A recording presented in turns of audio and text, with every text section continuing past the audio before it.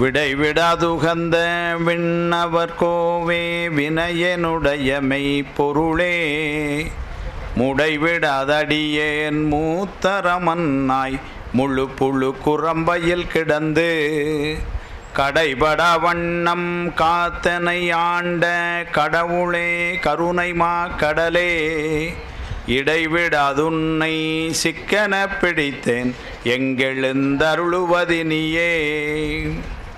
கருணை பொழி திருமுகத்தில் திருநேற்று நுதலும் கண்டாரை வசப்படுத்த கனிந்த வாயழகும் பெருமை தருதுறவோடு பொறையுளத்தில் பொறுத்தே பிஞகனார் மலர்த்தாள்கள் பிரியாத மனமும் மறுவினர்கள் அகலாத ஞானமே வடிவாம் வளர்துரைசை சிவஞான மாமுனிவன் மலர்த்தாள் ஒருபொழுதும் நீங்காமல் எமது உளத்தில் சிரத்தில் ஓதிடும் நாவினில் என்றும் உண்ணி வைத்தே உரைப்பாம். திருச்சிற்றம்பலம்.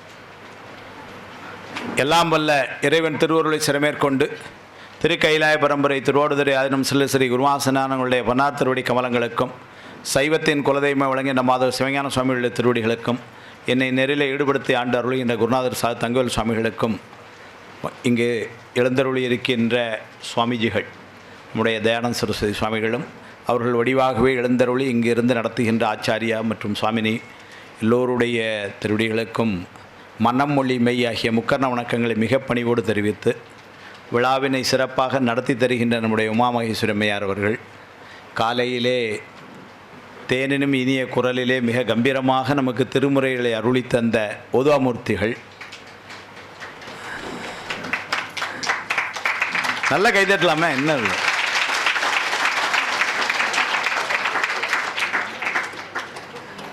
நல்ல கைதட்டினா வினை குறையுமா?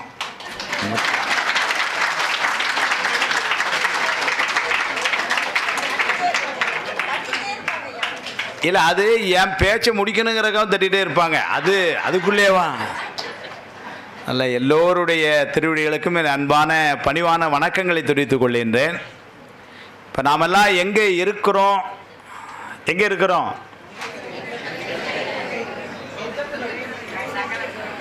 சகல நிலையில் இருக்கிறோம்.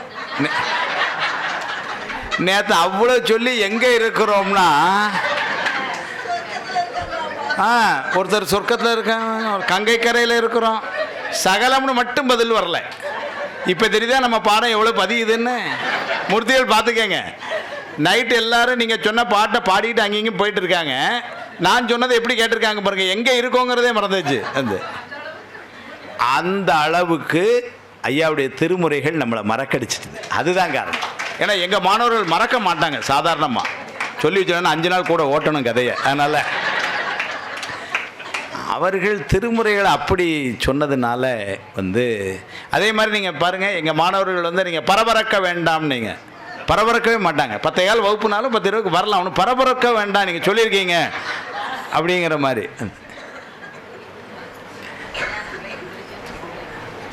சைவ சித்தாந்த அறிமுகம் நேற்று நம்ம ஆரம்பித்தோம். இந்த உயிரானது கேவல நிலையிலே தன்னை தான் ஒரு பொருள் என்று அறியாமலும் தன்னை ஆணவம் என்ற ஒரு பொருள் மறைத்திருக்கிறது என்பதையும் அறியாமலும் தனக்கு மேலே தலைவனாகிய இறைவன் ஒருவன் இருக்கிறான் என்பதையும் அறியாமல் கிடந்த நிலை ஒன்று, அது கேவலம் என்று சொன்னோம். சைவ சித்தாந்த சொற்களில் அவத்தை அப்படின்னு ஒன்று சொல்லுவோம். அவத்தை அப்படின்னா நிலைன்னு அர்த்தம். அந்த நிலை அவத்தைன்னா கொஞ்சம் புரியாது. ஒரு ஸ்டேஜ் அப்படி சொன்னால் ஈஸியாக புரியும். ஆமாம், நமக்கு அப்படி தமிழில் சொன்னால் தான் தெரியுது. அதனால் ஆமாம், ஒரு ஸ்டேஜ் சொல்கிறோம்ல, அந்த குழந்தைகள் அது இப்போ விளையாடுற ஸ்டேஜ் அப்படிங்கிறோம். அப்புறம் குழந்தைகள் ஒரு 17-18 வயசு ஆச்சுன்னு வச்சுக்கோங்க, அவன் இப்படி இருக்கான் அப்படி இருக்கான், அது ஸ்டேஜ் அப்படிங்கிறோம் இல்லைங்களா? அப்புறம் ஒரு 25 வயசானா அது ஒரு ஸ்டேஜ். அப்படி ஒன்றுக்கும் ஒரு இது இருக்குது. ஆமாம், அது மாதிரி இதெல்லாம் உடல் சார்ந்த இதில் நம்ம இதை சொல்லிவிடுவோம். இது குழந்தை பருவம், இது வாலிப பருவம், இப்படி ஒன்று சொல்கிறோம். உயிருக்கு அதை மாதிரி அருளாளர்கள் பண்ணி வச்சாங்க. முதல்ல உள்ள அந்த பருவம் கேவல நிலை. அதுதான் நம்ம நேற்று பார்த்தோம். நேற்று அங்கேருந்து கிளப்பி எல்லாத்தையும் எங்கே கொண்டு வந்துட்டோம்னா வளர்ந்துக்கிட்டு வரோம். எங்கே வளர்ந்து வந்தோம்னாரு சகல நிலைக்கு வந்தோம். கேவலம் சகலம் சுத்தம் என்ற ஆன்மா மூன்றவத்தை மேவுவன். கேவலம் தன்னுண்மை. பொறிகள் காவலன் பொறிகள் கொடுத்த போது சகலனாம். சிவஞான சித்தியார். காவலன் பொறிகள் கொடுத்த போது சகலனாம்னர். அப்படின்னா என்ன ஆச்சு? ஆணவமலத்தோடு அந்த அனாதியான உள்ள பிடிப்பு கேவல நிலை. பொறிகள் கொடுத்த போது, பொறிகள்னா இந்த கருவிகள், என்னெல்லாம் கருவிகள் கொடுத்துருக்குறான் பாருங்க. இந்த உலகத்தை முதல்ல உலகத்தை படைச்சு கொடுத்தான். நேற்று நான் சொன்னேன், இந்த உலகத்தில் நிறைய நுகர்ச்சி பொருள்கள் எல்லாம் கொடுத்தான் நமக்கு அனுபவத்துக்கு. நமக்கு இந்த உடம்பை கொடுத்தான்.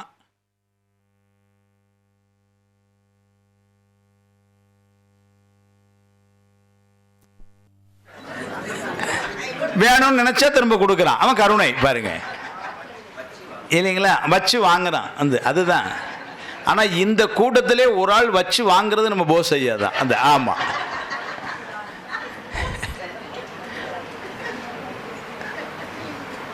காவலன் பொறிகள் கொடுத்த போது சகலனாம் அப்படின்னார் சித்தியாரில்.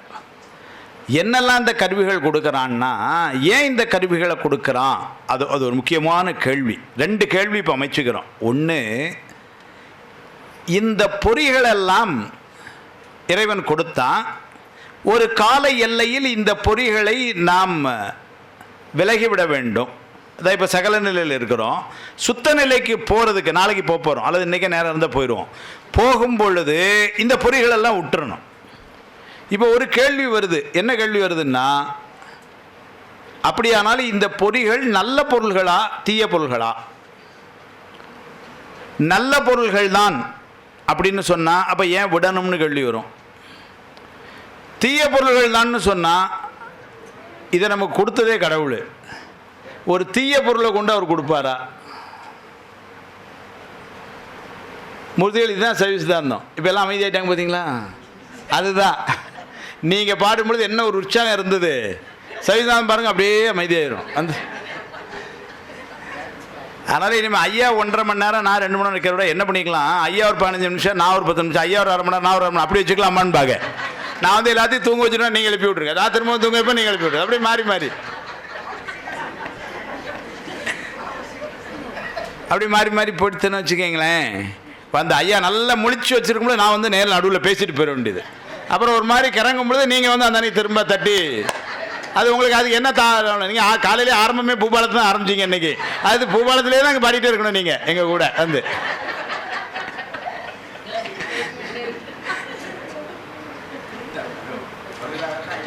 எதுங்க? ஆமாம், பூபாலம் மட்டும்தான் நமக்கு தெரியும். ஆமாம், ஏன்னா மிச்ச ராகங்கள் வேண்டாம், சைஸ் அந்த பாடமே பார்த்துக்கிடும்.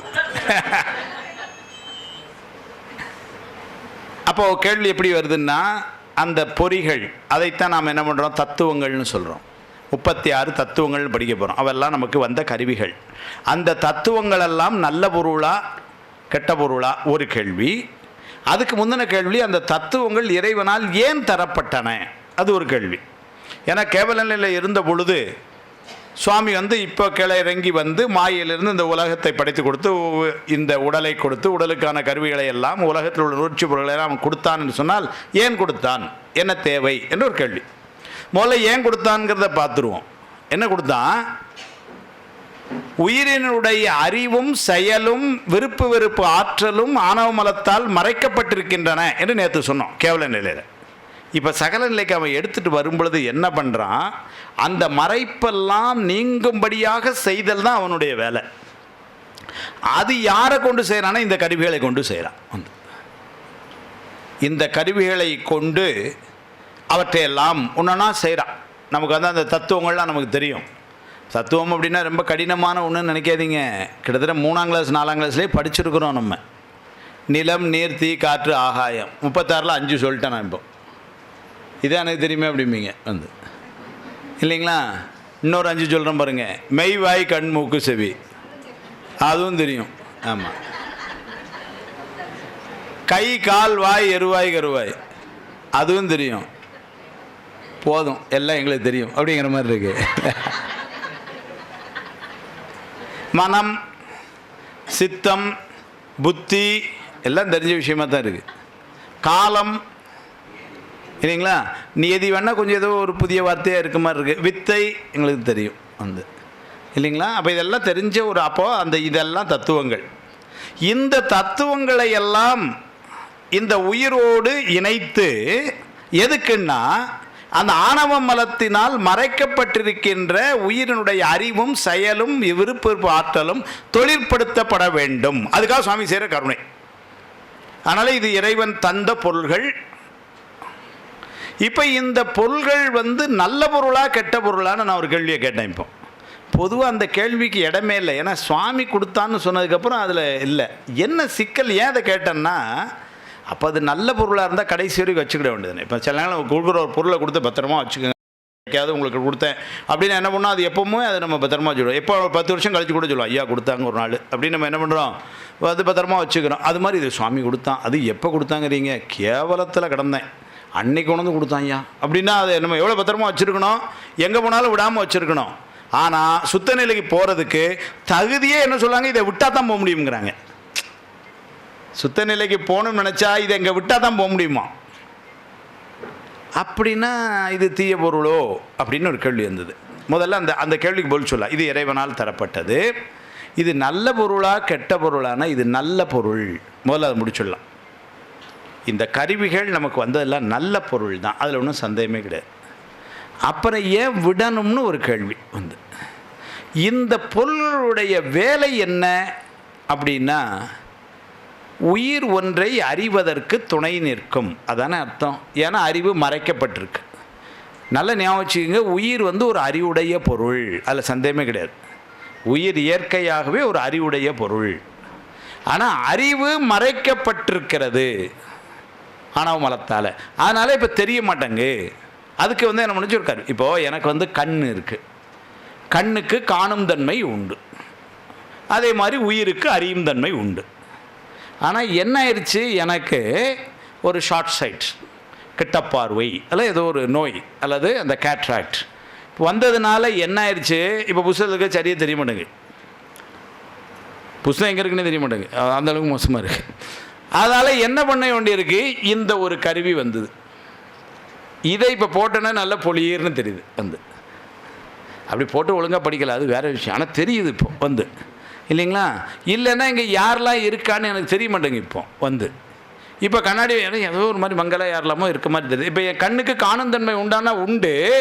இப்போ என்ன ஆயிடுச்சு, ஏன் இது தெரியல அப்படின்னா, அதில் ஏதோ ஒரு நோய், ஒரு நோய் இப்படி பரவி இருக்கு.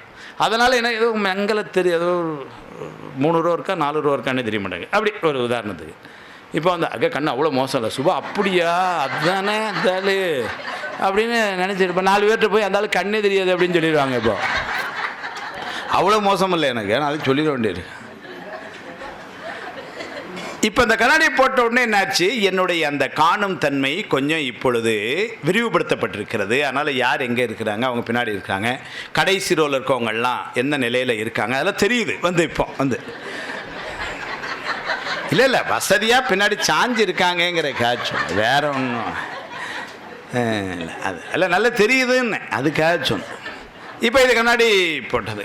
அப்போது கண் என்பது உயிர், அதற்கு காணும் தன்மை என்பது அதனுடைய அறிவு. ஆனால் அந்த காணும் தன்மைக்கு ஒரு இடையூறு ஏற்பட்டிருக்கிறது. அந்த இடையூறை ஏற்படுத்தியது ஆணவமலம் என்ற பொருள். இப்போ அதுக்காக என்ன பண்ணுறோம், அந்த இடையூறையும் தாண்டி, இடையூறு அங்கே தான் இருக்குது, இப்போவுமே எனக்கு கண் அந்த நோய் நீங்கள் என்ன அங்கே தான் இருக்குது. ஆனால் அதை தாண்டி எனக்கு அந்த பார்வை கிடைப்பதற்காக எனக்கு என்ன பண்ணார் டாக்டர், இப்போ அவர் தான் சுவாமி. அதனால் அவர் என்ன பண்ணார், எனக்கு இந்த ஒரு கருவியை கொடுத்தார், இதை போட்டுக்கங்க இப்போ உங்களுக்கு நல்ல பார்வை கிடைக்கும்னாரு. அதை போல தான் இந்த கருவிகள், இதை கொண்டு எனக்கு என்ன ஆயிடுச்சு, இப்போ நல்ல பார்வை கிடைத்தது போல் உயிரினுடைய அறிவு கொஞ்சம் அதையும் தாண்டி, மறைப்பு இருக்குது இருந்தாலும் மறைப்பை தாண்டி உயிர் ஒன்றை அறிய முடிகிறது. எவ்வளவு நாளைக்கு சார் அந்த கண்ணாடி போடணும் அப்படின்னு ஒரு கேள்வி வந்துச்சு. டாக்டரு சொன்னார், நீங்கள் எப்போவும் போட்டிருக்கணும், ஏன்னா அந்த அவர் இந்த டாக்டர், அதனால் அது பார்வை இதாக இருக்குது, அதனால் நீங்கள் எப்போவுமே போட்டிருக்கணும் அப்படின்னு சொன்னார். ஆனால் எனக்கு ஒரு சின்ன ஒரு விருப்பம், இந்த கண்ணாடி எப்படியா கழட்டணும், சின்ன வயசு தானே, இந்த கண்ணாடி போட்டுருந்தா வயசாளி நினச்சிடுவாங்க நம்மளை, அதனால் அந்த கண்ணாடியை விட்டு நம்ம வெளியே வந்துடணும் அப்படின்னு திரும்ப அந்த டாக்டர் போனேன். டாக்டர் சொன்னார், ஆமாம் நீங்கள் ஒரு நாள் வாங்க, இப்போல்லாம் அந்த லேசர் ட்ரீட்மெண்ட் வந்துருச்சு, அதனால் உங்களுடைய அந்த ஷார்ட் சைட்டை சரி பண்ணிடலாம் அப்படின்னு சொல்லிவிட்டு எனக்கு ரொம்ப ஆர்வமாக இருந்தது, பண்ணிடலாம் அப்படின்ட்டு. அவர் ஏதோ சொன்னார், ஒரு 50,000 ரூபா கொண்டு வாங்கன்னாரு. நான் அதோட இந்த பக்கம் வந்தவன் தான். இப்போ எனக்கு நல்லாவே தெரியுது எல்லாம் அப்படின்ட்டேன். வந்து 600 ரூபாய்க்கு கண்ணாடி போட்டு அம்சமாக எல்லாத்தையும் பார்த்துக்கிட்டு இருக்கிறேன். அவர் அது போகும்போது தெரியாமல் இந்த டெபிட் கார்டை இதில் வச்சுட்டு போயிட்டேன் பையில். அவர் கண்டாக்டர்லாம் பார்வை சுத்தமாக இருக்குது, என் பையில் என்ன இருக்குன்னு பார்த்தார். இங்கே யாரும் கண்டாக்டர்லாம் இல்லையா, அது வேற என்னங்க சுத்த நிலைக்கு போயிட்டார். அவர் நம்மளை சுத்தமாகணும்னு முடிவு பண்ணிட்டாரு. அதனால் என்ன பண்ண ஒரு 50,000 ரூபாய் கொண்டு நாளைக்கு காலையில் வந்துடுங்க, சாயங்காலம் போகிறப்போ உங்களுக்கு என்ன தெரியும்னாரு. நான் சொன்னேன் இப்போமே தெரியுது டாக்டர்னு வந்துட்டேன். ஆனால் நான் என்ன சொல்கிறேன், இப்போ அதை நான் செஞ்சுருந்தா என்ன இருக்கும், என்னுடைய கண்ணில் உள்ள அந்த ஒரு மறைப்பு நீக்கப்பட்டிருக்கும். இப்போ என்னுடைய கண் அதற்கான ஒரிஜினலாக அதற்கே உரிய அந்த பார்வை எனக்கு கிடைச்சிருக்கும்.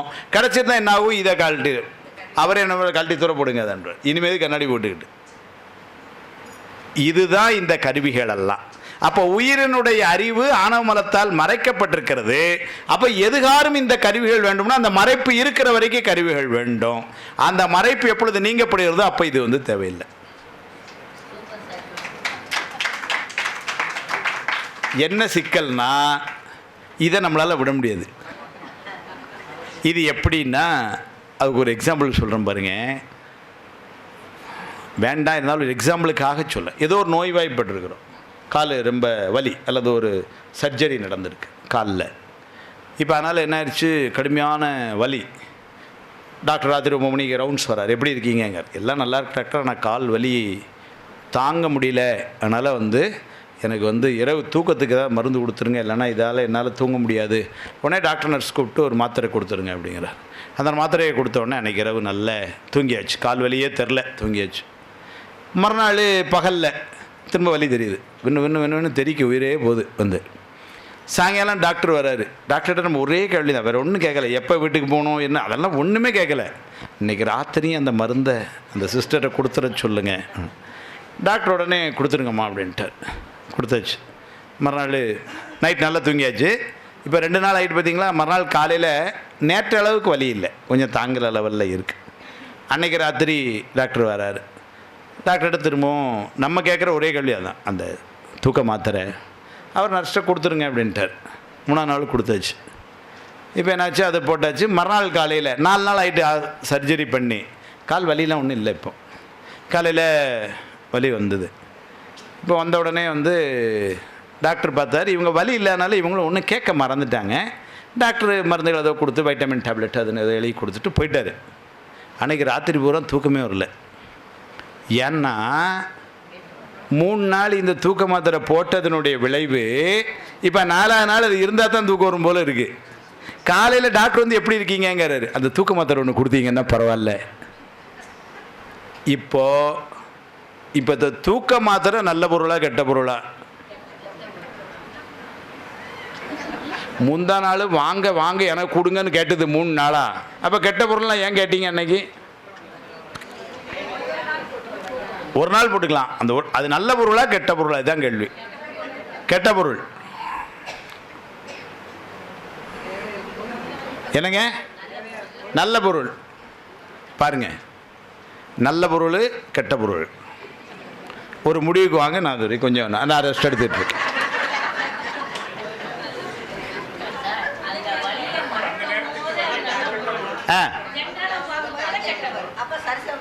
சரி, அவங்க என்ன முடிவுக்கு அந்த சார் வேண்டாம், சண்டை சச்சரவு வேண்டாம், எல்லாம் அவங்க பார்த்தாலும் ரொம்ப பெரியவங்களாக இருக்காங்க, அதனால் அவங்க சொல்லதை கேட்டுரும். அவங்க என்ன சொல்கிறாங்க, சார் வலி இருக்கும் பொழுது அது நல்ல பொருள், வலி நீங்கின அப்புறம் கெட்ட பொருள். ரைட்டுங்களா? இந்த கருவி கரணங்கள் இல்லாமல் ஆணவம் என்கின்ற வலி இருக்கிற வரைக்கும் நல்ல பொருள், ஆணவம் என்ற வலி நீங்கின அப்புறம் அப்போ கெட்ட பொருள். அப்போ கெட்ட பொருள்னால் அது வேண்டாம், அதானே பொருள். அது கெட்ட பொருள். ஆக்சுவலாக தூக்க மாத்திரை கெட்ட பொருள் இல்லை. தூக்க மாத்திரை இல்லாமல் தூங்க மாட்டேன்னு பழகுன நாம கெட்ட பொருள். நல்லா ஞாபகம் வச்சுக்க. ஆமாம், தூக்க மாத்திரை வந்து சொல்லிச்சா என்ன, நாளைக்கும் அந்த நர்ஸ்ட்டை கேட்டு என்ன எப்படியாவது சாப்பிடு நீன்னு என்ன தன்னை பற்றி கேட்டுதான் என்ன? இல்லை, இதுதான் உயிர் செய்கிறது. என்ன ஆயிடுச்சுன்னாரு, இந்த உலகம் என்பது இறைவன் அனுபவத்திற்காக நமக்கு தந்த பொருள். எதற்கு இந்த உலகத்தை அனுபவிக்க தந்தான்னா, ஆணவ மலம் நீக்கம் பெறுவதற்கு. நேற்றே நான் சொன்னேன், உயிரானது செயல்படணும். செயல்படுறதுக்காக இந்த உலகத்தையும் உடம்பையும் கொடுத்தான். நீ செயல்பட செயல்பட ஆணவத்தினுடைய வலிமை குறையும் அப்படிங்கிறதுக்காக கொடுத்தான். நாம் ஆணவம் வலிமை குறையிறதுக்காக செயல்படுறோங்கிறத விட அது ஆணவம் பண்ணுற வேலை தான். திரும்பவும் என்னாச்சுன்னா, உலகம் நல்லா இருக்குது, இதை அனுபவிக்கலாம் அதை அனுபவிக்கலான்னு இதை உலக இன்பங்கள்லையே நம்மை ஈடுபடுத்தி கொள்கிற மாதிரி நம்மளை ஆக்கிடுச்சு. அதுக்கும் காரணம் யாருன்னா ஆணவமலம். மாயையோடு சேர்ந்து அது என்ன ஆயிடுச்சு, இதுவே நல்லா இருக்கு, இதுவே பொறுமை எனக்கு அப்படின்னு. நல்ல ஞாபகம் வச்சுக்கோம், இந்த இன்பத்துக்கு பெயர் சிற்றின்பம்னு பேர். அதாவது சிற்றின்பம்னா இது நிலையான இன்பம் இல்லை, இட் இஸ் நாட் பெர்மனன்ட் அப்படி அர்த்தம். சிற்றின்பம் அப்படின்னா இது ஒரு சின்ன டைம் பவுண்டு, அவ்வளோதான். பேரின்பம்னு ஒன்று இருக்குது. ஏன்னா சிற்றின்பம்னு ஒன்று சொல்லிட்டாலே அப்போ பேரின்பம்னு ஒன்று இருக்கான்னு ஒரு கேள்வி வந்துடும். இருக்குது. அது என்னென்னா இறைவன் கூட இருக்கிறது. அதுக்கு டைம் பவுண்டு லிமிட்ஸ் கிடையாது. அதனால் இப்போ சிற்றின்பம் பார்த்திங்கன்னா ஒரு மணி நேரம், ஒரு நாள் அல்லது ஒரு வருஷம், இப்படி ஒரு காலம் இருக்கும். அப்புறம் இல்லை, நம்மளே செல்லங்களும் சொல்லுவோம், நாளெல்லாம் ரொம்ப சந்தோஷமாக இருந்தோம் சார், அப்போல்லாம் ஊரே இப்படி இருந்தது, இப்போல்லாம் எல்லாம் மாறி போச்சு அப்படிங்கிறோம். நீங்கள் தான் மாற்றினீங்கிறத சொல்லிடுறாங்க வெளியே இல்லைங்களா இருக்கு. ஆனால் அது பார்த்திங்கன்னா அப்போ இது சிற்றின்பம், அது பேரின்பம். இந்த சிற்றின்பம் என்பது ஒரு கால வரையறைக்கு உட்பட்டது, அது பேரின்பம். அப்போ என்ன, அது இதில் இருந்து விலகி அதுக்கு பொம்பளுது. இதுக்கெல்லாம் என்ன காரணம்னாரு, இதெல்லாம் அனுபவிக்கக்கூடிய தகுதி இந்த உயிருக்கு உண்டு. அந்த அனுபவத்திற்கு தடையாய் இந்த ஆணவ மலம் இது அருமை நின்று கொண்டு இருக்கிறது. இறைவன் என்ன பண்ணுறான், செயல்பட வைக்கிறான். நாம் என்ன பண்ணிட்டோம், நம்முடைய தவறு, நம்முடைய என்ன உயிரினுடைய தவறு. நீங்கள் நான் என்ன சார் தப்பு பண்ணேன், இப்படி 2வது நாளே காலையில் உட்கார வச்சு தப்பு பண்ண மாதிரி பேசுகிறீங்களே அப்படின்னு நினைக்கக்கூடாது. இது உயிரினுடைய தவறு. ஏன்னா உயிரினுடைய இயல்பு. அது என்ன ஆயிடுச்சு, மாயை சார்ந்த இந்த உலக இன்பங்களில் ஒரு பெரிய நாட்டத்தை ஏற்படுத்தி, அதனால் என்ன ஆயிடுச்சு, இறை இன்பம் என்கின்ற ஒரு பெரிய லாபத்தை அதை பெறுவதற்கு தடை செய்கிறது. சிவஞான சுவாமிகள் சொல்லுவார், அகிலாண்டேஸ்வரி பதியம்னு ஒரு நூலில் சொல்கிறார். அப்படி ஒரு சின்ன நிகழ்வு அப்படியே சொல்லுவார். நம்மளை அவர் எவ்வளோ மதிப்பு வச்சுருக்காரு பாருங்கள் நம்ம மேலே. நாய்க்கு எலும்பு மேலே ஒரு பிரியம் உண்டு. ஒரு கசாப்பு கடையிலேருந்து வெட்டி எலும்பு ரோட்டில் போட்டான். அது வெயிலில் காஞ்சி 15-20 நாள் ஆச்சு, காஞ்சி வச்சு. அந்த நாய் அந்த எலும்பு அன்னைக்கு தான் பார்த்தது. அதுக்கு பயங்கர சந்தோஷம். எலும்பை பார்த்த உடனே நேராக போய் ஒரு கட்டி அதை கடிச்சிது. அது என்னாச்சுன்னா ரொம்ப காஞ்சி போய் அப்படியே ரொம்ப சாலிடு மெட்டீரியலாக இருக்குது. இப்போ அதில் ஒரு ஈரப்பசையோ ஒரு இதோ எதுவுமே இல்லை, ஏன்னா காஞ்சி போனது, இந்த மாதிரி வெயிலில் கிடந்தது. இது ஓங்கி போய் இப்படி கடிச்சது பாருங்கள். கடித்த உடனே அது அவ்வளோ வலிமையாக இருந்ததுனால இது பல்ல இருந்தே ரத்தம் வந்துட்டு. இந்த நாய் என்ன நினச்சிக்கிட்டு அந்த எலும்பில் இருந்து வருது நல்லா இருக்குன்னு திரும்ப திரும்ப கடிக்குதான். இந்த உலகியல் இன்பம் தான் அந்த எலும்பா, நாம தான் அந்த நாய்களாம்.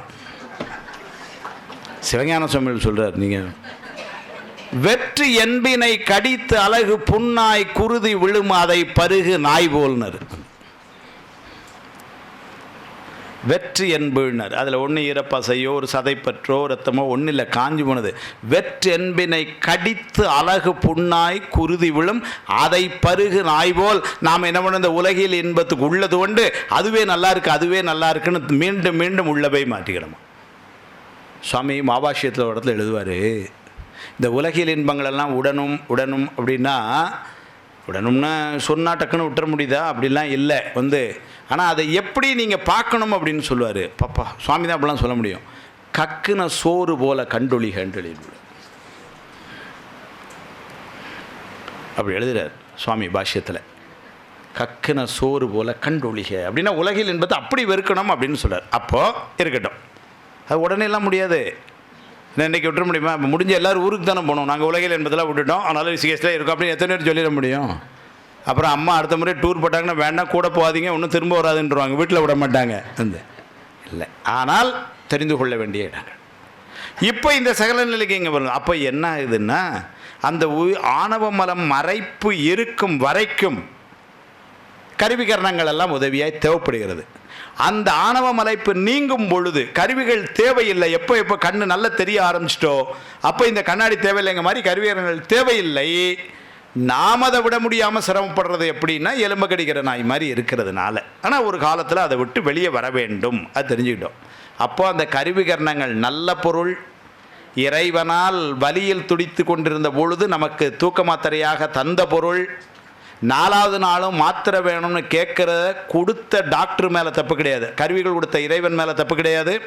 கொடுத்த பொருளாகிய தூக்க மாத்திரையும் தப்பான பொருள் இல்லை. அப்போ அந்த தப்பு பண்ணிக்கிட்டது யாருன்னா நாம். ஒரு மாதமாக சாப்பிட்டேன், இப்போ என்னமோ அது இல்லாமல் தூக்கம் வர மாட்டாங்க அப்படின்னு தூக்க மாத்திரைக்கு நாம் அடிமையாயிட்டோம். அப்படி தான் இந்த கருவிகரணங்களுக்குள்ளே நம்ம அல்லது உலகியல் இன்பங்களுக்குள்ளே நம்ம அடிமையாயிட்டோம். இந்த ஒரு விழிப்பு உணர்வை முதல்ல ஏற்படுத்திக்கிட்டோம்னாலே அதுக்கப்புறம் நம்ம என்ன பண்ணுறோம், அதை விட்டு வெளியே வர்றதுக்கு நம்ம முயற்சி. ஒருத்தருக்கு 65 வயசு ஆச்சு. அவ்வளோ நாள் ஒன்றும் டெஸ்ட் பண்ணல. திடீர்னு ஒரு நாள் போய் டாக்டரை பார்த்தாரு. டாக்டரெல்லாம் டெஸ்ட் பண்ணி உங்களுக்கு சுகர் இருக்குது அப்படின்ட்டு, கொஞ்சம் அதிகமாக இருக்குது, அதனால் நீங்கள் என்ன பண்ணால் இனிப்பு சுவையெல்லாம் குறைச்சிருங்கன்னு. இது நாள் வரைக்கும் தெரியலை சாப்பிட்டேன். இப்போ அந்த டாக்டர் சொன்ன மறுநாள்லேருந்து இவர் என்ன பண்ணிட்டாரு, எதுவுமே எடுத்துக்கிறது இல்லை. காஃபியில் சுகர் போடாதீங்க அப்படிங்கிற. சார் கிருஷ்ணா ஸ்வீட் மைசூர் ஐயோ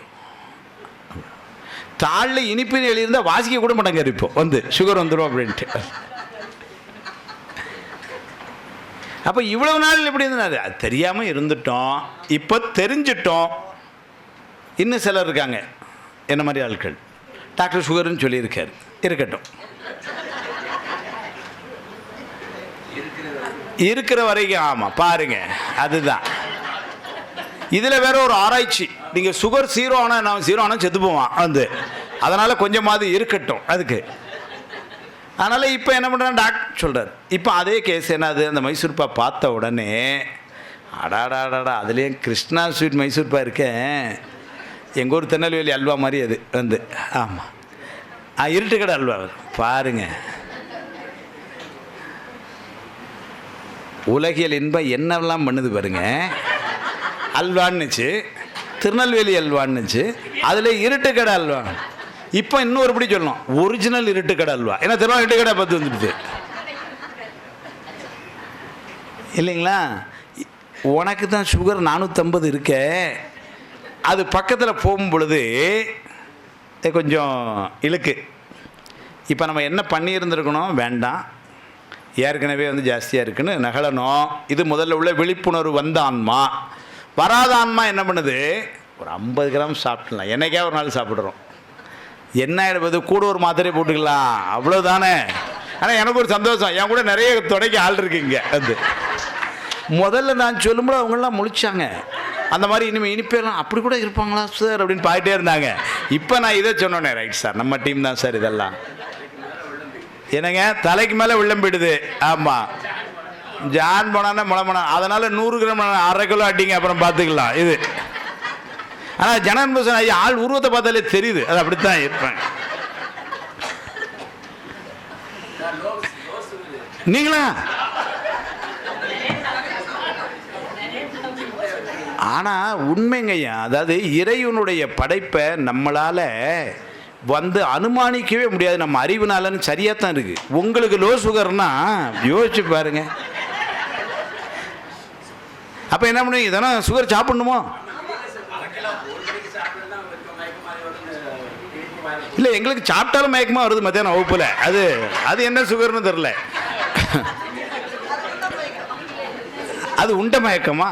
மயக்கத்தில் 5-6 இருக்கு போல. நாங்கள் மாயையின் மயக்கம் மட்டும்தான் தெரிஞ்சோம். இப்போ இது நிறைய அதில் இருக்குது போல். சித்தியார் ஆசிரியர் சொல்லுவார், உயிர்க்கோர் மலமாய் மாயை மயக்கமும் செய்யும் என்றேம்பார். அந்த மயக்கம் மட்டும்தான் நம்ம படித்தது. அப்போ என்ன அது, அப்போது ஒன்று நல்லா தெரிஞ்சுக்கிட்டோம், கொடுத்த இறைவன் அது நல்ல பொருள், கொடுக்கப்பட்ட கருவிகரணங்களாகிய தத்துவங்கள் அவையும் நல்ல பொருள்கள். அவை இந்த உயிருக்கு ஏற்பட்டிருந்த இடையூறு அல்லது ஆணவ மலம் அதனுடைய தாக்கத்தை குறைப்பதற்காக வந்த பொருள்கள். அதனால் அந்த பொருள்கள் மேலே எந்த தவறும் இல்லை. ஆனால் என்ன ஆயிட்டோம்னா, நாம் அந்த பொருள்களோடு பழகியதில் அது யார் பண்ண வேலைன்னா இந்த ஆணவமும் மாயையோடு சேர்ந்து பொழுது அது பண்ணுற வேலை என்ன ஆயிடுச்சுன்னா, அதில் நமக்கு ஒரு ஈர்ப்பை ஏற்படுத்தி, ஏன்னா ஆணவத்தினுடைய எண்ணமே நம்மை இறைவனிடம் அண்ட விடாது தடுக்க வேண்டியது. அதுதான் இறைவன் ஞானம், ஆணவமலம் அஞ்ஞானம், முடிஞ்சு போச்சு. அப்போ இறைவனுடைய பெருமைன்னு எதையெல்லாம் சொல்கிறோமோ அதுக்கு எதிர்ப்பதம் சிறுமை எல்லாம் இங்கே ஆணவமலத்தில். விட வேண்டியது இது, பெற வேண்டியது இது, இவ்வளோதான். ரெண்டு கூட இருக்குது. இந்த ஒரு விழிப்புணர்வு வந்தாச்சுன்னா போகிறோம். அப்பப்போ இந்த ஆணவமலம்ங்கிற ஒன்றை நம்ம விட்டுறணும், இதை பெற்றுக்கொள்ளணும் அப்படிங்கிறது ஞாபகம் வச்சுட்டா போகிறோம். ஆனால் இது அவ்வப்பொழுது என்ன பண்ணுது, நான் கொஞ்சம் முன்னாடி வருது, வர்றப்பெல்லாம் கொஞ்சம் கவனமாக அதை கையாளணும், இவ்வளோதான். இந்த உலகில் இன்பங்களுக்குள்ள நம்மளை போய் ஈடுபடுத்த செய்வது எதுன்னா இந்த ஆணவமலம் பண்ணுற வேலை. ஆமாம், இறைவன் ஒரு நாள் குருநாதரா உங்களை என்ன அதெல்லாம் பிறகு வகலை, இன்னைக்கு ஜாலியாக இருங்க அப்படின்னு இது பண்ணுது நம்மளை. அப்போ நமக்கு என்ன இதுன்னா அதான் சரிதான். ஏன்னா அந்த ஒரு எண்ணத்தை கூட இருந்து ஏற்படுத்துறதுனால.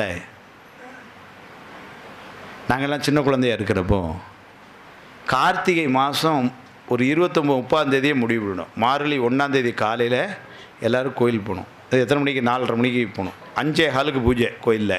அதனால் நம்ம பஜனைக்கு போனோம். அப்போ 4:30 கோயில் போனால் 3:30 எந்திரிக்கணும். நமக்கு அதெல்லாம் தெரியவே செய்யாது. அதனால் என்ன பண்ணுறோம், முந்தின நாள் ராத்திரி அப்போ இந்த செல்ஃபோன்லாம் கிடையாதுல்ல, டைம் பீஸ் அலாரம் இருக்கும், வெஸ்ட் கிளாக்ஸ் டைம் பீஸ். அதில் அலாரம் வச்சு அதை தலைக்கு பக்கத்தில் வச்சுட்டு அதை இது பண்ணிட்டு அடிப்போம். அது வேலையை கரெக்டாக செய்யும். 3 மணிக்கு அதை அடிச்சிடும் 3:07. ஆனால் நமக்கு அதை எந்திரும் பொழுது என்ன ஆகும்னா, நான் எதுக்கு சொல்லணும், இந்த ஆணவமலம் என்னெல்லாம் செய்யும் பாருங்க. அது தூங்கவே செய்யாது. கூட இருந்து 3:30 எந்திரிச்சு போகணுமா, இன்றைக்கி இல்லைன்னா நாளைக்கு போய்க்கிறது,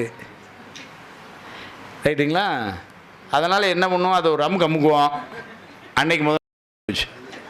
ஆனால் அன்னைக்கு சாயங்காலம் ரொம்ப தெளிவாக இருப்போம். ஆதி மந்தமம் காலி சொன்னோன்னே இங்கும் காலி அப்புறம் பாசம் பஞ்சவதிக்கன்பாய் அதில் சரியாக நம்ம போயிடணும் அப்படின்னு சொல்லிட்டு அங்கே கோயிலில் அன்றைக்கி சாயங்காலம் சொல்லியாச்சு, நான் மிஸ் பண்ணிட்டேன், ஆனால் நாளைக்கெல்லாம் என்னை எழுப்ப விட்டுறாதீங்க, இந்த திருவம்பாயில் அந்த ஒரு அக்காவாக சொல்லுது, என்னை கண்டிப்பாக விட்டு போயிடாதீங்க அப்படின்னு எல்லாம் சொல்லி 2வது நாள் பொழுது 2வது நாள் காலையில் வரும்பொழுது என்னாச்சு, இந்த ஆணவமலம் என்ன பண்ணும், நமக்கு புதுசு புதுசாக ஏதாவது காரணம் எடுத்து கொடுக்கும், அது பண்ணும். இப்போது நேற்று எப்படி ஒரு நாள் போகல, இப்போ 30 நாளும் போயிருந்தால் பரவாயில்ல, எப்படி ஒரு நாள் அது 25 போனான்னா 27 போனான்னே, இன்றைக்கி ஒரு நாள் தூங்க நாளைக்கு போய்க்கலாம். 2வது நாள் சாயங்காலம் கோயிலில் அப்புறம் ஒருத்தராக என்ன நீங்கள் காலையில் வராமல் இருந்தீங்க அப்படின்னு நடராஜனை கேட்கும்பொழுது கொஞ்சம் கஷ்டமாக இருக்குது. அதனால் நாளை காலையில் நான் வந்துடுவேன், ஆனால் சுவாமி மேலே எனக்கு எவ்வளோ அன்பு தெரியுமா அப்படின்னு எல்லாம் பண்ணுது. 3வது நாள் காலையில் வரும் பொழுது இந்த ஆணவமலம் என்ன பண்ணும், அன்னைக்கு சொல்லும், இன்றைக்கி வெள்ளிக்கிழமை, உனக்கு ஏற்கனவே காலையில் 9 மணிக்கே ஆஃபீஸ் போகணும், போயிட்டு ராத்திரி 10 மணிக்கு தான் வராங்க நம்ம மீனா கூப்பிட்ற, அது மாதிரி வேலை, அதனால் நிறைய, அதனால் சாட்டர்டே சண்டேயில் வச்சுக்கோ இதை, அவ்வளோதானே, இன்றைக்கி தூங்கு, நாளைக்குனா ஃப்ரீயாக நீ கோயில் போய்ட்டு எல்லா வேலையும் நிதானமாக வீட்டில் பண்ணலாம், எழுத்து போடுறா போருவேன் அப்படின்ட்டு. ஆனால் நல்ல ஞாபகம் வச்சுக்கோங்க, உங்களுக்கெல்லாம் தெரியாது, நீங்கள்லாம் கோயிலுக்கு போன ஆட்கள் 3:30 மணிக்கு முழிச்சுட்டு திரும்ப போகிற எழுத்து போத்துற சுகம் அனுபவிச்சா தான் தெரியும். அப்படியே எந்திரிச்சு கோயில் போன ஆட்களுக்கு அதை பற்றி தெரியாது. ஆமாம், மூர்த்திகளுக்கெல்லாம் என்னன்னே தெரியாது. ஓஹோ இப்படி கூட ஒன்று இருக்குமான்னு யோசிச்சுட்டு இருக்கிறாப்புல. இப்போ தெரியாது, அதெல்லாம் எங்கிட்ட கேளுங்க. இப்போ சனிக்கிழமையும் வந்துட்டு அன்னைக்கு லீவு வேறு, எல்லா காரணமும் முடிஞ்சு போச்சு. இப்போ இந்த ஆணவமலம் என்ன பண்ணும், அன்னைக்கு காலையில் சனி ஞாயிறு 2 நாள் தான் காலையில் தூங்க முடியும் உன்னால். திங்கக்கிழமையிலேருந்து காலைல சீக்கிரம் எழுந்திரிச்சிரு, முடிச்சுட்டு ஆஃபீஸ் போ, அவ்வளோதானே அப்படின்னு சனிக்கிழமையும் பாக்கு இப்படி தூங்கி. ஆனால் டைம் பீஸில் அலாரம் வைக்கிறது ஒரு நாள் மிஸ் பண்ணல, டெய்லி வச்சு கடைசியாக ஒரு நாள் கோயில் போகலான்னு நினைக்கும்போது தைப்பொங்கல் வந்துட்டுது. யார் காரணம்னாரு, ஆணவமலம். அதுக்காக சொல்ல, யார் காரணம், ஆணவமலம். ஏன்னா நீங்கள் காலையில் அங்கே போய் பெருமான் முன்னாடி நீங்கள் பாடிடக்கூடாது. உன்னடியார் தாழ்வணிவோம் அங்கவர்க்கே பாங்காவோம் அன்னவரேயும் கணவராவார் அவர் உகந்து சொன்ன பரிசே தொழும்பாய் பணி செய்வோம்னு சொல்லிடக்கூடாது. அது அந்த காலம் அவர் உகந்து சொன்ன பரிசே தொழும்பாய் பணி செய்வோம்னு அவர் சொல்லியிருக்கிறார். இருக்கட்டும், நூலில் இருக்குது, அதுக்காக சொன்னேன். அந்த ஆமாம் இல்லைங்களா? என்னங்க? அவள் சொன்ன பரிசே அப்படி. இங்கு எனக்கு என்ன குறையும் மேலோ ரெம்பாவாயினர் அப்படிலாம் பண்ணியிருக்கிறாங்க. அப்போ அந்த இதெல்லாம் தடுத்து, ஏன்னா அதெல்லாம் போயிருந்தால் கிடச்சிருக்கும். அப்படியெல்லாம் போயிருந்தோம்னு வச்சுக்கோங்க, அதான் சொல்கிறார். அதுக்கு தடையாக இருந்த பொருள் ஆணவமலம். அப்போ சைவசித்தாந்தத்தில் முதல்ல நம்ம என்ன பண்ணிக்கிறோம், இறைவனுடைய உயர்வை நம்ம தெரியும் பொழுது அதே அளவுக்கு அந்த உயர்வையும் அந்த கருணையையும் அந்த வல்லமையையும் அந்த சிறப்பையும் நாம் அடைய முடியாமல் நம்மை ஒரு பொருள் தடுக்கிறது என்பதையும் கவனமாக முதல்ல தெரிஞ்சுக்கிறோம். அது ஆணவமலம். இப்போ தான் இறைவனுடைய காரியங்கள் ஆரம்பமாகுது. அவன் ப்ராஜெக்ட். அவன் என்ன பண்ணுறான், இந்த கருவிகரணங்களை எல்லாம் கொடுத்து என்ன பண்ணான், சகல நிலைக்கு எப்படி கூப்பிட்டு வந்தான்னா, அந்த உடம்பை கொடுத்துட்டான். இந்த உடம்பில் கை கால் மனசு இந்த கருவியெல்லாம் கொடுத்துட்டான். இந்த உலகத்தை கொடுத்துட்டான். இந்த உலகத்தில் வேண்டிய பொருள்லாம் நமக்கு கொடுத்துட்டான். இதெல்லாத்தையும் கொடுத்து பண்ணிட்டான். இப்போ பண்ணிவிட்டு அவன் என்ன பண்ணுறான், இப்போ என்ன செய்யணும்னா உயிர் செயல்படணும். அந்த இடத்துல ஒரு பெரிய நுட்பத்தை செய்கிறான். இது சைவசித்தாந்தத்தில் ரொம்ப முக்கியமான இடம். அதை கொஞ்சம் எல்லோரும் கவனமாக கேட்கணும். இப்போ அவன் என்ன பண்ணுறான், இந்த ஆணவ மலத்தினுடைய, அதாவது ஆணவ மலத்தால் மறைக்கப்பட்டிருக்கின்ற உயிரினுடைய அந்த 3 குணங்களையும் கொஞ்சம் கொஞ்சமாக எழுப்பணும். அதுதானே வேலை. கொஞ்சம் அறிவு செயல்பட ஆரம்பிக்கணும், கொஞ்சம் தொழில் பட ஆரம்பிக்கணும், கொஞ்சம் விருப்பு வரணும். வந்தால் தானே செயல்பட முடியும். நீங்கள் செயல்படுறதுக்கு இதெல்லாம் வேணும்ல. அதனால் அவன் என்ன பண்ணுறான், தத்துவத்திலே கலை தத்துவம் என்கின்ற ஒன்றை கொண்டு உயிரினுடைய அறிவுத்திறன் மறைக்கப்பட்டிருக்கு பாருங்க, அந்த அறிவை மறைத்திருக்கின்ற ஆணவ மலத்தை சிறிது விளக்குகிறான். அப்படின்னா கொஞ்சம் செயல்திறன் நமக்கு வர்ற மாதிரி பண்ணுறான் முதல்ல இறைவன். அது எதுக்கு கொண்டு சொன்னா, 36 தத்துவத்தில் கலைன்னு ஒரு தத்துவம், அந்த தத்துவத்தை கொண்டு அறிவை செயலை மறைத்திருக்கின்ற அந்த ஆணவ மலத்தை சிறிது விளக்குகிறான். அப்போ கொஞ்சம் செயல்படுறதுக்கு உயிர் தயாராகிடுச்சு. அதுக்கப்புறம் என்ன பண்ணுறான் அவன், உடனே வித்தைன்னு ஒரு தத்துவம் இருக்குது. வித்யா தத்துவங்கள் மொத்தம் 7: காலம், நியதி, கலை, வித்தை, அராகன், பொருடன், மாயை. அந்த இதிலேருந்து என்ன பண்ணுறான், வித்தை தத்துவத்தை எடுத்துக்கொண்டு உயிரினுடைய அறிவு மறைக்கப்பட்டிருக்கு பாருங்க, அதை கொஞ்சம் விளக்குறான். இங்கே தான் முக்கியமான ஒரு சிக்கல் சேருது. என்ன வருதுன்னா, பொதுவாக முதல்ல எதை சுவாமி செஞ்சிருக்கணும் அப்படின்னா, உயிரினுடைய அறிவு தொழிற்பட வச்சுருக்கணும். அதுக்கப்புறம் தான் என்ன பண்ணியிருக்கணும், செயல் தொழணும். ஏன்னா அறிவில்லாமல் ஏதாவது செயல் செஞ்சோம்னு வச்சுக்கோங்க, அது வேண்டிய ஒரு முடிவு ரிசல்ட் நமக்கு கிடைக்காம போயிடும். அறிவில்லைன்னு வச்சுக்கோங்க, என்னாகும், வேண்டிய ரிசல்ட் கிடைக்காது. இப்போ ஒரு சமையல் பண்ணுறோங்கம்மா, சாம்பார் வைக்கிறீங்க, சாம்பார் எப்படி வைக்கணும்னு அறிவு இல்லாமல் சாம்பார் வச்சோம்னு வச்சுக்கோங்க, அது என்ன ஆகிடும், ரசமாயிடும். அதுக்கு தான் இப்போல்லாம் சில அம்மாக்கள் ரொம்ப தெளிவு, என்ன குழம்புன்னா வச்சு முடிச்சப்பறம் சொல்கிறோம் அப்படிங்கிறாங்க. குழந்தைக்கு பேர் பெத்தப்புறம் தானே வைக்கும், அது மாதிரி சாம்பார் வச்சப்புறம் தான் பேர் வைப்போம் அப்படிங்கிறாங்க. அது நல்லது தான், அவங்க ரொம்ப யோசிக்கிறாங்க, குறுத்த அறிவு அதனால் என்ன குழம்புன்னா இப்போ தான் ரெடி ஆகிட்டு இருக்கு, ரிசல்ட் அப்புறம் சொல்கிறோம் நாங்கள் அப்படின்ட்டு. அப்புறம் சில அம்மா இருக்கிறாங்க, சாம்பார் ரசம் 2 சேர்த்தும் கூட வைக்கிறாங்க. மேலானு எடுத்திங்கன்னா சாம்பார், கிழங்கு ரசம் அப்படி இருக்குதே. 2 in 1 3 in 1 அதுவும் அதுலேயே வந்துடுமா? எங்கள் வீடு கொஞ்சம் பரவாயில்ல. ஆனால் எங்கள் வீட்டில் இன்னொன்று இருக்குது, இது கம்ஸ் ஃபார் 3 days அந்த ஃப்ரிட்ஜில்.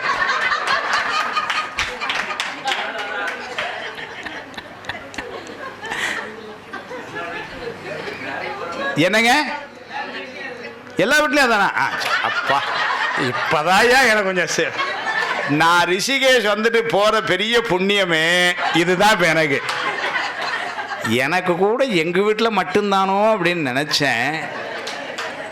எல்லா வீடுகள்லையும் அப்படித்தான் இருக்கு. அதில் ஒரு அம்மாட்ட நான் கேட்டேன், என்னம்மா இந்த மாதிரி பண்ணுறீங்க அப்படின்னு. பக்கத்தில் அவர் அமைதியாக தான் உட்காந்துருந்தார். நான் சும்மா, எனக்கு இந்த வாய் சும்மா எடுக்காது. இந்த மாதிரி நிறைய இடத்துல நானும் மாட்டிக்கிடுவேன், கூட இருக்க ஆளையும் மாட்டி விட்டுருவேன். அதனால் என்ன பண்ணேன், அந்த அம்மாட்ட கேட்டுவிட்டேன், ஏம்மா இப்படி பண்ணீங்க அப்படின்ட்டு. அந்த அம்மா முதல்ல ஒன்றும் சொல்லலை. அவரும் பேசாமல் அப்போமா நான் சரி ஏதோ கேட்கக்கூடாது கேள்வி நகண்டிருக்கணும். அது திரும்பவும் அந்த அம்மாட்ட, இல்லைம்மா அது ஏன் அப்படி 4 நாளைக்கு ஃப்ரிட்ஜில் வைக்கிறீங்க, அட்லீஸ்ட் ஒரு 2 நாளில் வச்சு இது பண்ணக்கூடாதா அப்படின்னு கேட்டால் உடனே பார்த்தாங்க, ஆமாம் வைக்கிற வர கேளுங்க அப்படின்னுது.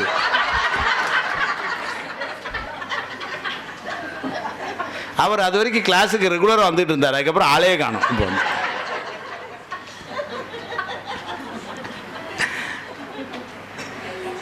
அப்போது அறிவு முதல்ல செயல்பட்டிருக்க வேண்டும், பின்னர் செயல் வந்திருக்கணும். ஆனால் இறைவன் என்ன பண்ணுறான், இங்கே தான் முக்கியம். நான் சைவத்தில் ரொம்ப முக்கியமான இடம் தத்துவத்தில். இறைவன் என்ன பண்ணுறான், செயலை முதல்ல எழுப்பிட்டு அறிவை தொழிற்படுத்த வைக்கிறான். என்னமோ அந்த இடத்துல ஒரு, அதாவது நம்ம பார்க்குறதுக்கு கொஞ்சம் வித்தியாசமாக ஒன்றை பண்ணி வச்சுட்டான் இறைவன். ஆனால் இறைவன் பண்ணி வச்சுருக்கான்னா அப்போ அதில் ஏதோ ஒரு காரண காரியம் இருக்கணும். தவறாக செய்ய முடியாதவன் என்ன அப்படிங்கிறத யோசிச்சா, ரொம்ப நுட்பமாக யோசிச்சா, அறிவு தொழிற்பட்டு செயல்பட முடியாத ஒரு நிலை இருக்குமானால் அதை விட பெரிய கொடிய துயரம் எதுவுமே கிடையாது. உங்களுக்கு அறிவு இருக்குது, கையை தூக்க முடியாது, காலை தூக்க முடியாதுன்னு வச்சுக்கோங்க, செயல் வரலன்னு வச்சுக்கோங்க, என்ன பண்ணுவீங்க? பெரிய துயரம். இங்கே சென்னையிலேருந்து யாரோ டாக்டர்லாம் வந்திருந்தாங்க இல்லைங்களாம்மா? இருக்காங்களா? இருக்காங்களா இங்கே? வணக்கம் வணக்கம். நீங்கள் தானே? ரொம்ப மகிழ்ச்சி. ஆமாம் ஆமாம், இன்றைக்கி அறிமுகப்படுத்துறதை வச்சுருவோம். வந்து நம்ம இன்றைக்கி யார் என்னென்னு தெரியுமிடுங்க. வந்து இருக்கட்டும், ரொம்ப மகிழ்ச்சி. அதாவது அவங்க மருத்துவத்துறை சார்ந்து நான் வந்து பொதுவாக பார்த்திங்கன்னா வீட்டில் இருக்கும்போது நான் நல்ல ஹிந்தி பேசுவேன். இங்கே வந்ததுக்கப்புறம் பேசலை, ஏன்னா இங்கே எல்லாத்துக்கும் ஹிந்தி தெரியுது.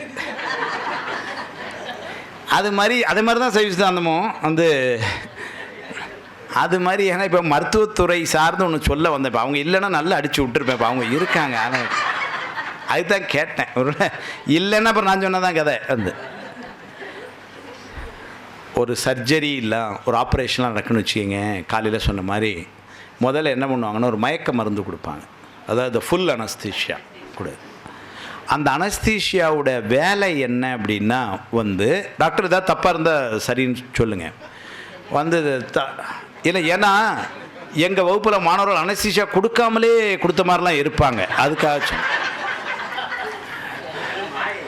அது மாயை என்ன பரவாயில்லையா. இனிமேல் நீங்கள் ப்ரிஸ்கிரிப்ஷனில் மாயை ஒரு டோஸ்ன்னு எழுதிடுங்க. எங்கள் வேண்டாம் வேண்டாங்க, இவரை கூப்பிட்டு பாடம் நடத்த வைங்க. அவன் தூங்கிட்டு இருப்பான். அவன் அந்த அப்புறம் எதுக்கு அனஸ்தீசியா வந்து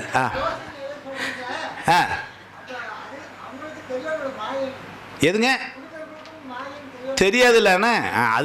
அது தெரிஞ்சதுன்னா கொடுத்துருவோம், தெரியல. இப்போ இந்த அனஸ்தீசியா மருந்து என்ன பண்ணும்னு நமக்கு தெரியும், நம்முடைய அறிவை மறைத்து விடும். ஏன்னா அந்த மருந்துக்குள்ளே போனவுடனே நான் எங்கே இருக்கிறேன் என்ன அதெல்லாம் நமக்கு தெரியாது, வலி தெரியாது.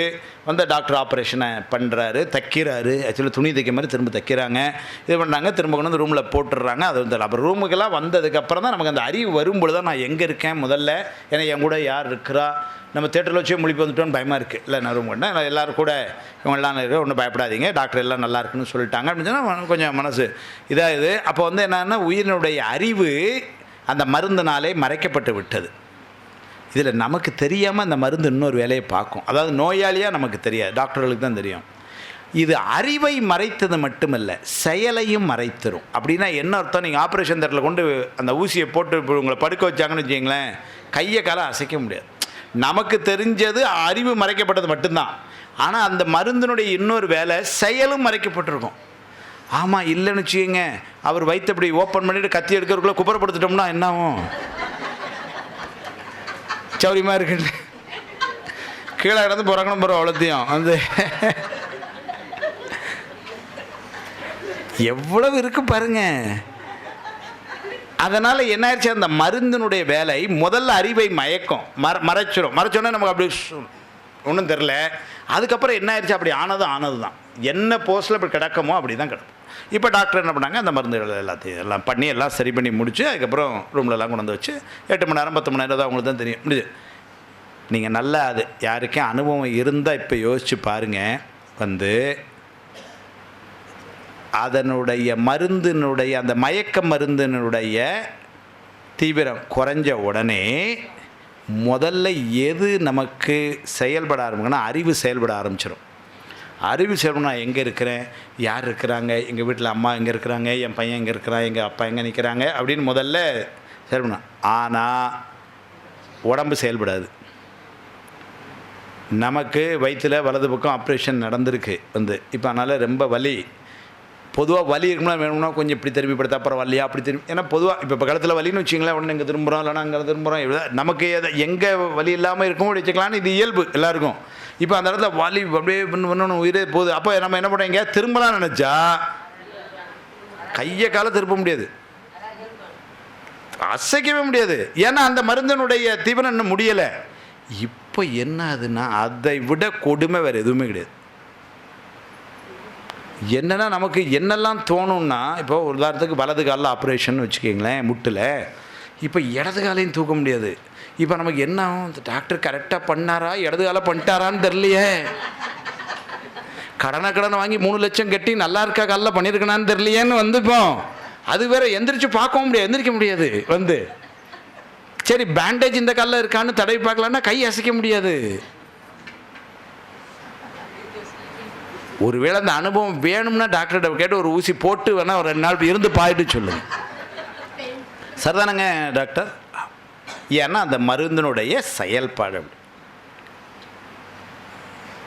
இந்த மருந்து அறிவுத்திறன் எழுப்பப்பட்டு செயல்திறன் இல்லாத ஒரு நிகழ்வை நாம் இன்றைக்கி இப்படி சங்கடப்படுறோமே, உயிரானது அப்படி சங்கடப்படக்கூடாதுன்னு கருணையினால் என்ன பண்ணால் இறைவன் முதல்ல செயலை எழுப்பி வச்சுட்டு அப்புறம் அறிவை எழுப்புறான்.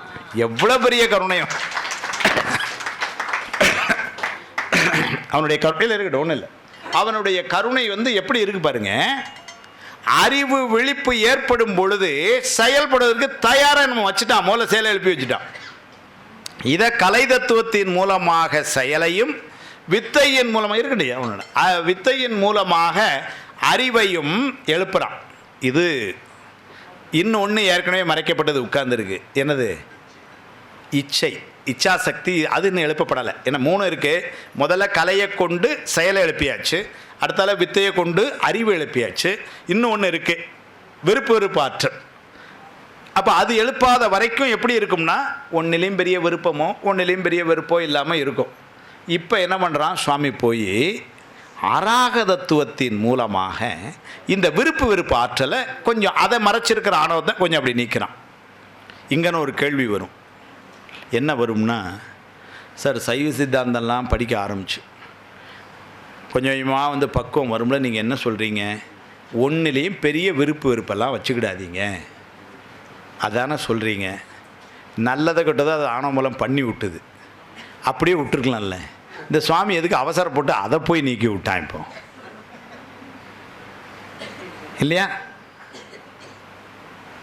அப்படி ஒரு பெரிய சிக்கல் வருதுல்ல அந்த இடத்துல. ஏன்னா வெறுப்பு ஆற்றல் தான் உண்மையாக பார்த்திங்கன்னா நிறைய துன்பத்துக்கு காரணம். இப்போ நம்ம இவ்வளோ நேரம் சொன்னோம், சுகர் இருக்குது இருந்தாலும் அந்த இனிப்பில் அந்த ஒரு விருப்பம் இருக்க போய் தானே, அந்த இனிப்பில் ஒரு விருப்பம் இருக்க போய் தானே. நேற்று சாயங்காலம் அந்த நேற்று இருந்தது சாக்லேட், இப்போ காணும். நேற்று இருந்தது, ஆமாம். இல்லை நான் எடுக்கலம்மா, நீங்கள் வேறு அம்மா என்னையே பார்க்குறாங்க. காணாமல் போச்சுண்ணே, நிறைய காணாமல் போச்சு. அது நீங்கள் அம்மாட்ட கேளுங்க. பிறகு என்ன பண்ணாங்க, என்ன மாதிரி சுகரில் நல்ல செழிப்பாக இருக்கிற ஒரு 10 பேர் வச்சுட்டு உனக்கு வேணுமான்னு இருந்தாங்க. ராத்திரி நல்ல இதாக இருந்த ஆட்கள்லாம் போயிட்டாங்க. லோ சுகர்லாம் வெளியே போயிடுது, ஹை சுகருங்க இன்றைக்கி அதுக்கு மருந்து கொடுத்தாங்க. ஆனால் நான் அதுக்கு அசரில்லை, நாளை வாங்கிக்கிட்டு என்னைக்கா ஒரு நாள் சுகர் குறையும் அன்றைக்கி சாப்பிடுன்னு ரூமில் விட்டு வச்சுருக்கேன் இப்போ. அப்போ என்ன ஆகுதுன்னா அதில் ஒரு விருப்பம் ஏற்படுறதுனால தான் இப்போ துன்பத்துக்கு காரணமாகவும் அமையப்போகுது, இல்லைங்களா? ஏன்னா அதில் ஒரு விருப்பம் ஏற்படுது. அதனால் என்ன பண்ண, ஒரு சாக்லேட்டை சாப்பிட்றேன், அப்புறம் சுகர் எனக்கு என்ன இது 200 இருந்தது 230 போகுது. இப்போ அடுத்த முறை டெஸ்ட் பண்ணால் டாக்டர் என்ன நீங்கள் ஒன்றும் பார்க்குறதில்ல அப்படின்னு சத்தம் போட போகிறார். ஆனால் இது காரணம் என்னென்னா அந்த சாக். அப்போது எனக்கு நல்லா தெரியும், இருந்தாலும் அவள் விருப்பம் ஒன்று சாப்பிட்லாம் அப்படின்னு விருப்பம் இருக்குது.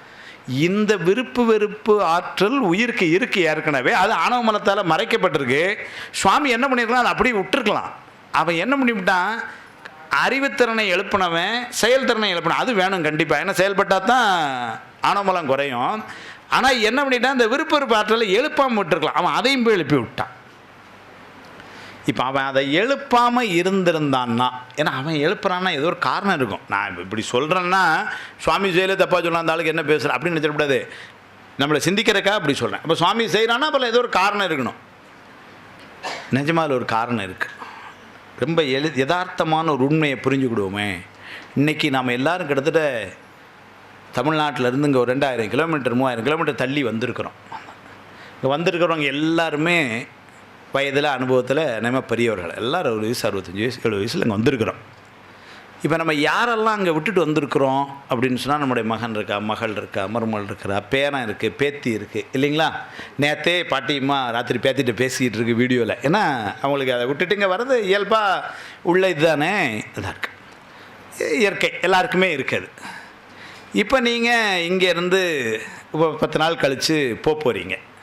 போன உடனே தாத்தாலனா பாட்டின்னு அந்த பேரனோ பேத்தியை ஒடியாந்து, தாத்தாவும் பாட்டி அதை தான் ரொம்ப விரும்பி இப்போ அந்த பாட்டி உங்களுடைய செயல் என்னவா இருக்கும்னு நினைக்கிறீங்க? அப்போ இங்கேருந்து என்ன அவளுக்குன்னு வாங்கிட்டு போனோமோ இல்லை அவனுக்கு வாங்கிட்டு போனோமோ அதை எடுத்து முதல்ல அவங்க அதை ஒரு சந்தோஷமாக அதை வாங்கினாத்தானே இருக்குது. விருப்பு வெறுப்பு ஆற்றல் செயல்படலை. அந்த குழந்தை சொல்லுது சாக்லேட்டா இருக்கட்டும் அப்படின்ட்டுன்னு வச்சுக்கோங்க. என்னங்க, இந்த தாத்தா அதோட அவுட்டு. இதை விட ஒருபடி மேலே, தாத்தா நீ அங்கே போனே சைவசானில் என்ன படித்தேன்னு கேட்டதுன்னு வச்சுக்கோங்க.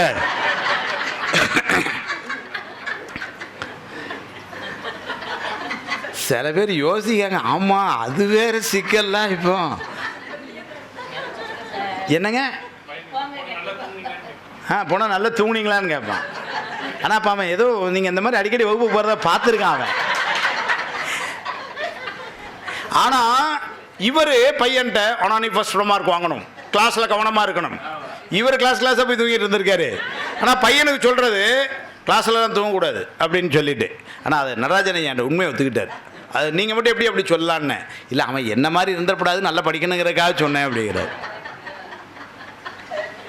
அதனால் நல்ல வேளை அந்த குழந்தைகள் வந்து என்ன பண்ணணும்னா போய் படித்தாங்களே. ஏன் சொல்லணும்னா, நாம் இங்கேருந்து அங்கே போகிறப்ப பாருங்கள், பேரன் மேலே, பேத்தி மேலே, அல்லது மகள் மேலே, அல்லது மகன் மேலே, அல்லது மனைவி மேலே, கணவன் மேலே, ஏதோ ஒன்று அந்த ஒரு விருப்பம் நம்ம இருக்க போய் தான் இந்த உலக வாழ்க்கை என்பதுவே சுவாரஸ்யமாக போய்கிட்டு இருக்கு. ஒரு நாள் அது இல்லாமல் இருந்திருந்ததுன்னு வச்சுக்கோங்க, என்னங்க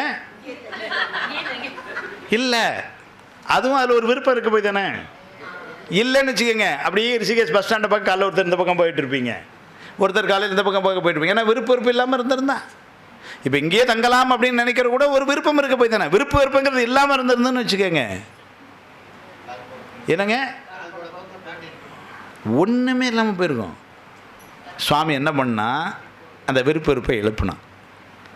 அவன் அதை ஏன் எழுப்புறான் அப்படின்னா, அந்த வெறுப்பு தான் உலக அனுபவங்களுக்கு அடிப்படையாய் அமையப்போகிறது. நம்ம செயல்படணும்னா, நீங்கள் இப்போ ஒரு செயல்படணும்னா வந்து என்ன பண்ணுவீங்க, பொதுவாக உங்களுக்கு ரொம்ப விருப்பமான ஒரு வேலையை முதல்ல எடுத்து செய்வீங்க. அந்த செயலில் ஒரு விருப்பம் இருக்க போய் தானே வருது இல்லைங்களா. இப்போ உங்களுக்கு காலையில் எந்திரிச்ச உடனே வந்து கிளறின உடனே காப்பி குடிக்கணும். அதனால் என்ன பண்ணுறீங்க, உள்ளே போய் முதல்ல ஒரு விருப்பம் அந்த காஃபியில் போய் உள்ளேயே வீட்டில் வந்து வீட்டுக்காரர் ஏதோ காப்பி வேணும்னு அவசரப்பட்டார்னு வச்சுக்கிங்களேன், என்ன பண்ணுது, முதல்ல டம்ளர் மட்டும் அங்கேருந்து வருது அப்படின்னா என்ன அர்த்தம், அது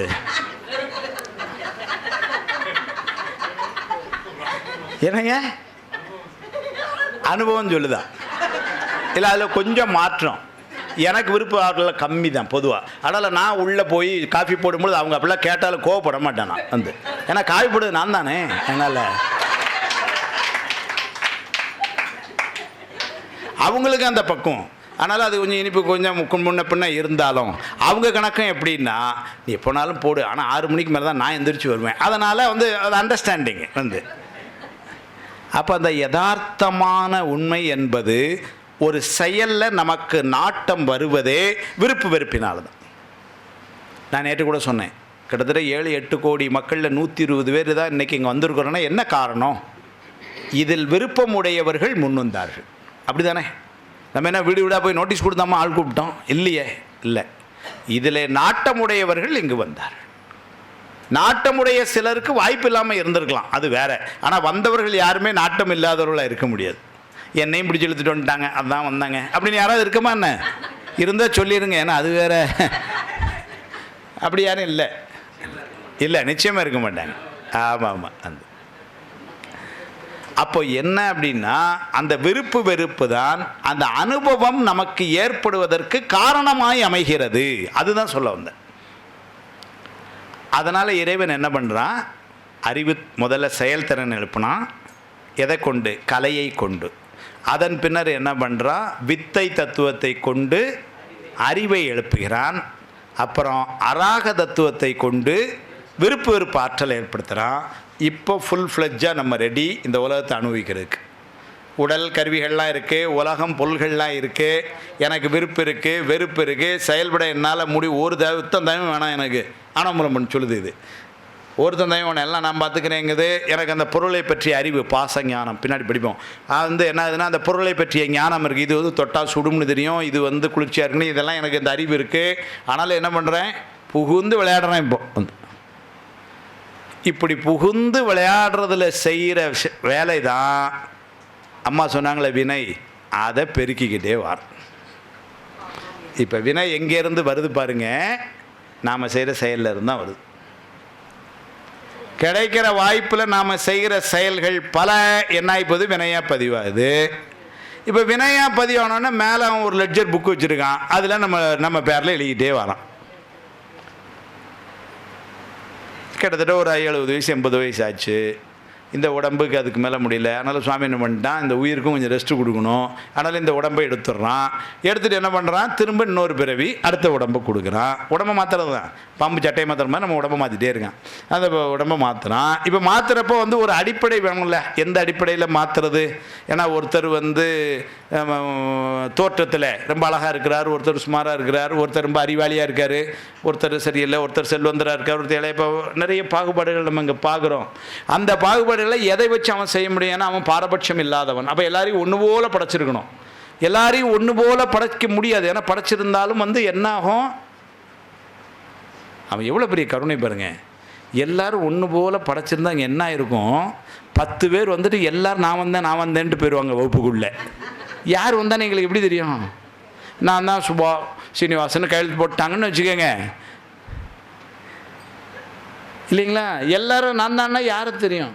அவனுடைய கருணையும் அவனுடைய வல்லமையும் இங்கே யோசிக்கணும். நீங்கள் நல்லா பாருங்கள். அதாவது இங்கே யாராவது இந்த டிசைனிங் அந்த தொழிலெல்லாம் இருந்தாங்கன்னா யோசிச்சு பாருங்கள். மனிதனுடைய டிசைனிங்குக்கெல்லாம் அப்பாற்பட்டது அவனுடைய டிசைனிங் கெப்பாசிட்டி. நீங்கள் ஒரு கடையில் போய் 100 சேலை பாருங்கள், கடைசியில் 102வது சேலை அனைமே முதல்ல பார்த்த சேலை மாதிரியே கூட இருக்கும். எதை ஒன்று வேண்டான்னு போட்டோமோ கடைசியில் அதை எடுத்துகிட்டு வீட்டுக்கு வருவோம். அது வேறு இருக்கட்டும். அது அந்த கடைக்காரனை பாடாப்படுத்தி 100 சேலை அது முதல்ல எடுத்துகிட்டு போயிருக்கலாம். அது இருக்கட்டும். ஏன்னா அது அவன் வினை இல்லைங்களா, இவங்ககிட்ட மாட்டிட்டு காலையில். ஆமாம், இருக்கட்டும். அப்போ என்னன்னா ஒரு ஒரு ஒரு எவ்வளோ தான் நீங்கள் மாற்றி சிந்திச்சாலும் ஓரளவு தான். ஆனால் அவன் என்ன பண்ணுறான் பாருங்கள். ஒரு 2 கை 2 கால், ஒரு மூக்கு 2 காது 2 கண், இதை வச்சுக்கிட்டு ஒன்று மாதிரி ஒன்று இல்லாமல் டிசைன் பண்ணுறான். எவ்வளோ பெரிய டிசைனராக இருக்கும். அவனுடைய கருணையை அவனுடைய வல்லமையை யோசிச்சு பாருங்கள். கைரேகை வித்தியாசமாக இருங்க. ஒருத்தர் கைரேகை மாதிரி இன்னொருத்தருக்கு இருக்குனாங்க. அவன் விளையாடக்கூடிய இடம் பார்த்திங்கன்னா இந்த கிட்டத்தட்ட ஒரு 4 அடி கூட. ஏன்னா குழந்தைய வரும்போது இவ்வளோ தானே வருது. கிட்டத்தட்ட 1.5 அடி ஒரு பொருள். அதுக்குள்ளே அவன் எவ்வளோ வித்தியாசங்களை பண்ணி விட்டான்.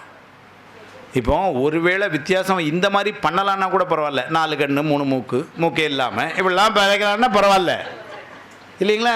அந்த மாதிரி ஒன்றுமே பண்ணல. எல்லாம் இந்த நம்பருக்குள்ளே தான் விளையாடணும். ஆனால் ஒன்றுக்கு ஒன்று வித்தியாசமாக விளையாடணும். இது அவனுடைய வல்லமை. இப்போ அவனுடைய கருணையை சொல்கிறேன் பாருங்க.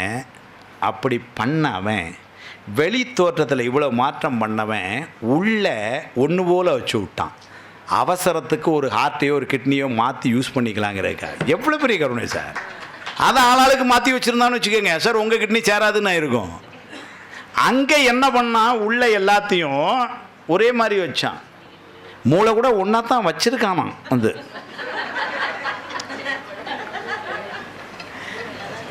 ஆனால் என்ன ஆயிடுச்சு, வெளியே வந்து இவ்வளவு வித்தியாசங்களை சுவாமி வந்து பண்ணான்னா அதெல்லாம் எதை பொறுத்து அப்படின்னு ஒரு கேள்வி அது. ஏன்னா அவனுக்கு வந்து சுவாமிக்கு விருப்பு வெறுப்பெல்லாம் இல்லை. நேற்றே நம்ம சொன்னோம் இச்சாசக்தி இருக்குது. அந்த இச்சாசக்தி ஒன்றே ஒன்று தான் சொல்லிட்டோம். என்னென்னா எல்லா உயிர்களும் அவனுடைய திருவடிகளை அடைந்து இன்பம் நுகர வேண்டும். அது ஒன்று தான், அதுக்கு மேலே அவனுக்கு வேறு இல்லை. அதனால் அவனுக்கு விருப்பு வெறுப்புங்கிற ஒன்றும் இல்லை. ரெண்டாவது அவனுக்கு இவங்களை பிடிக்கும் அவங்கள பிடிக்காதுலாம் ஒன்றும் இல்லை. அவனுக்கு எல்லாரும் அவனுடைய குழந்தைகள் தான். வந்து தாய்க்கு 4 குழந்தை இருந்தாலும் எல்லா குழந்தை மேலேயும் ஒரே பாசம்தான். அதே மாதிரி தான் அவனுக்கு வந்து நம்ம மேலே எல்லாம் வித்தியாசம் இல்லை. ஆனாலும் இப்படி வித்தியாசமாக படைக்கிறான்னா அதற்கு அடிப்படையாக இருப்பது என்னென்னா நாம் செய்த அந்த வினை.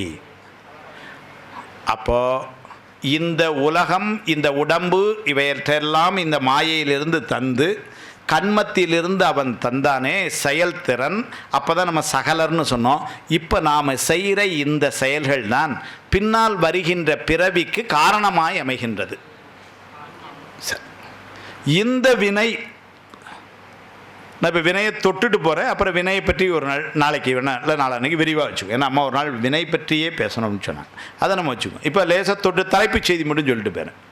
இந்த வினை இன்னைக்கு நம்ம இருக்க நிலைமையில் இதுக்கு முன்னாடி எவ்வளோ பிறவி பிறந்தோன்னே தெரியலை. வந்து அந்த ஒவ்வொரு பிறவியில் ஏதோ கொஞ்சம் கொஞ்சம் சேர்த்துருப்போம், கொஞ்சம் கழிச்சிருப்போம், இன்னொன்று கொஞ்சம் மிச்சம் இருக்கும். அக்கௌண்ட்டில் நீங்கள் பார்த்தீங்கன்னா அக்கௌண்ட் பேலன்ஸ் என்ன சார் அப்படின்னு கேட்டிங்கன்னா ஏதோ ஒரு நம்பர் இருக்கும்.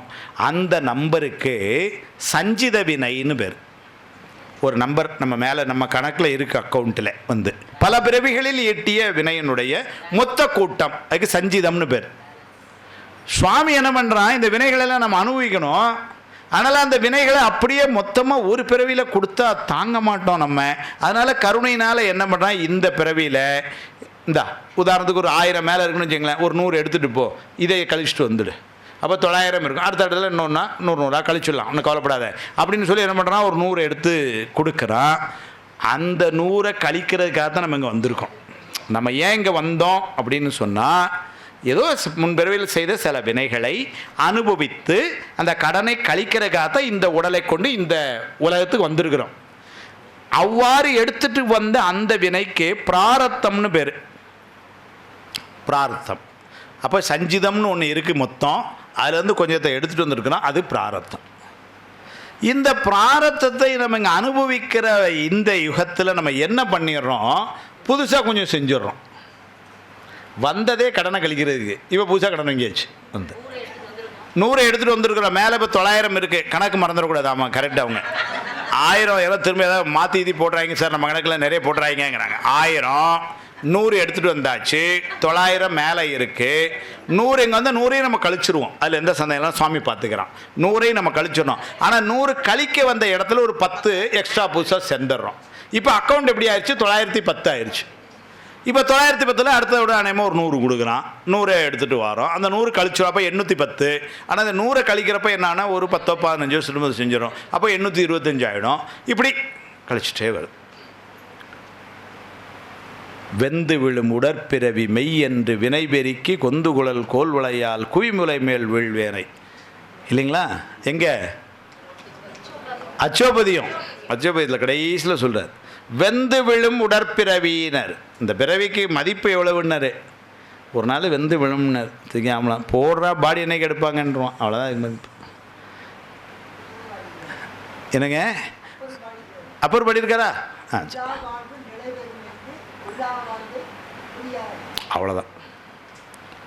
அப்புறம் சொல்ல செத்தால் வந்து உதவுவார் ஒருவர் இல்லை, சிறுவிறகால் தீ மூட்டி செல்லான் இருப்பார்னர். அவ்வளோதான் இந்த வாழ்வு. தூக்கி இதை போடுறார் அப்படின்னு.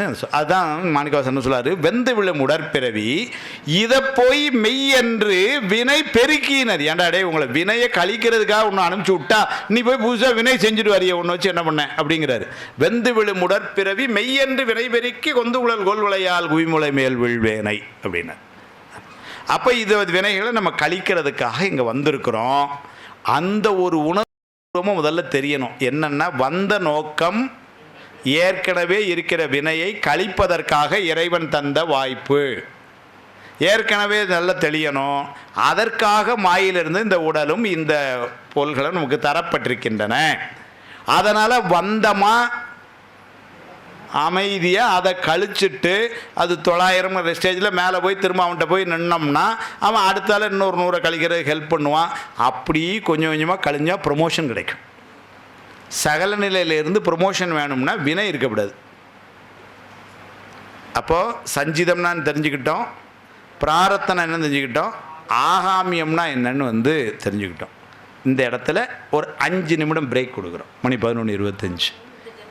இந்த ஜென்மத்தில் செய்கிறது சொல்ல எந்திரிச்சு பிஸ்கட் தான் கொடுக்கணும், நீங்கள் கொடுக்கலாம், இல்லை எந்திரிச்சு உட்காருனா உட்காரலாம். ஒரு 5 நிமிடம் சரியாக 11 திரும்ப தூங்கிடும். பாருங்கள், எந்திரிச்சு ஓடி போய் பிஸ்கட் எடுங்க எல்லாத்துக்கும் பிஸ்கட் கொடுங்க.